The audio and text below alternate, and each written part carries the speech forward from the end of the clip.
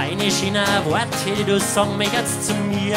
Da warst du nicht der Erste, der sich später schämt dafür. Ja, ich mein, was soll ich machen? So viele Leute finden mich blöd.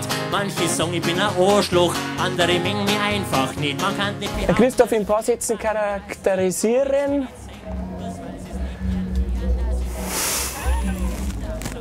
Was ist das, wenn man einen charakterisiert?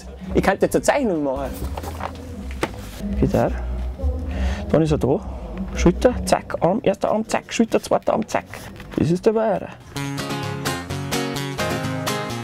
Das ist schon allerweil so gewesen und so wird's bleiben. Auch wenn's dich reißt, dass der am meisten frisst, halt auch am mehreren scheißt. Ist wirklich so. Hab ich gestern selber ausprobiert. Ich kann mit meiner Musik natürlich nicht die Welt verändern, aber ich kann die Leute ein bisschen zum Nachdenken bringen. Und das ist das, was mein Hauptziel ist. Ich will die Leute zum Nachdenken bringen, allerdings natürlich über die Schiene der Unterhaltung. Ich will schon, dass die Leute unterhalten werden, dass die einen schönen Abend haben.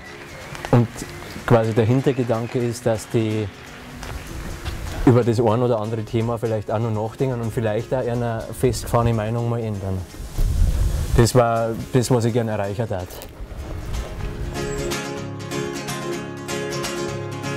Hinter meiner Stadeltür warte ich drauf, bis finster wird. Erst danach schleich ich ums Haus und denk mir da Geschichten aus. Hinter meiner Stadeltür horch ich drauf, ob sie was rührt. Hoffe ich da drauf, dass mich dann das Unheil nicht mehr finden kann.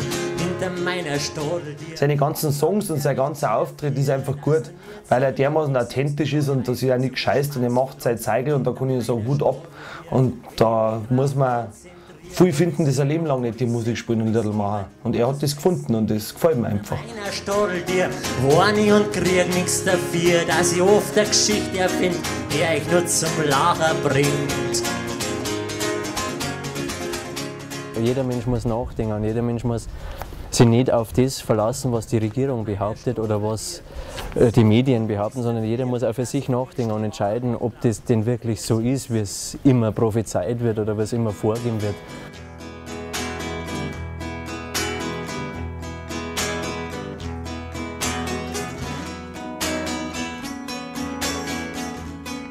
Absoluter Respekt vor jemandem, der sich allein da hinstellt und die da begeistert.